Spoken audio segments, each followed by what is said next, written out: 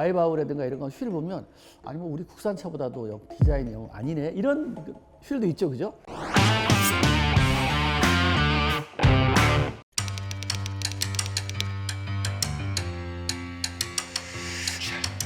사실은 휠은 언제 갈아야 된다라는 원칙은 없습니다.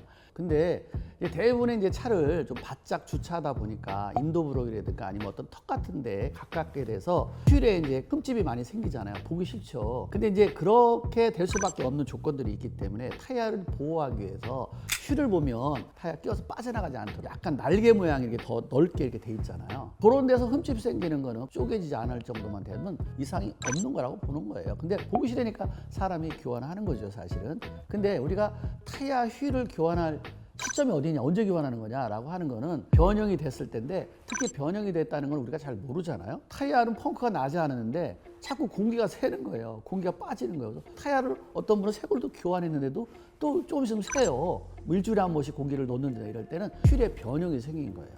휠이 똑같이 360도가 돼야 되는데 이게 오늘 약간 타원형이 진 거죠.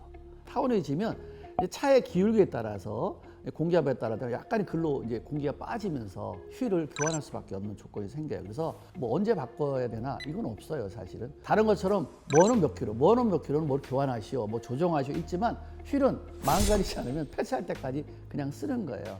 그래서 우리가 휠에 대해서는, 안전에 대해서는 우리가 좀 잘 알아둘 필요가 있는 게 뭐냐면, 고급차들 보면 휠이 멋있지는 않죠. 마이바흐라든가 이런 건 휠 보면 아니 뭐 우리 국산차보다도 디자인이 아니네 이런 휠도 있죠, 그죠? 그냥 안전성 때문에 그래요. 왜냐면 타이어가 만약에 펑크가 났다, 어떤 상황에 대해서, 그랬을 때 휠이 타이어 역할을 하는 거예요. 그래서 안전하게 어떻게 위치를 변경할 수 있는데, 만약에 여러 사선으로 모양이 막 멋있게 난 거는 사실 휠이 쉽게 부러질 수 있는 거죠. 어쨌든 뭐 이런 여러 가지 그런 상황 때문에 옛날에 주조 휠이 있었고 단조 휠이 있었어요. 주조 휠은 그냥 알루미늄 걸 부어서 만든 거고요. 단조 휠은 그래도 압력을 가하거나 두들겨 가지고 만든 거예요. 그래서 단조 휠이 워낙 비쌌죠. 그래서 스포츠카라든가 고급차들은 다 단조 휠을 씁니다. 그럼 아니면 주조 휠을 하더라도 다이캐스팅 공법을 사용을 해서 주조 휠처럼 또 단단하게 쓰기도 있어요. 그래서 대부분의 뭐 주조다 이렇게 보시면 되고, 주조도 어떤 방식으로 했느냐에 따라 달라요.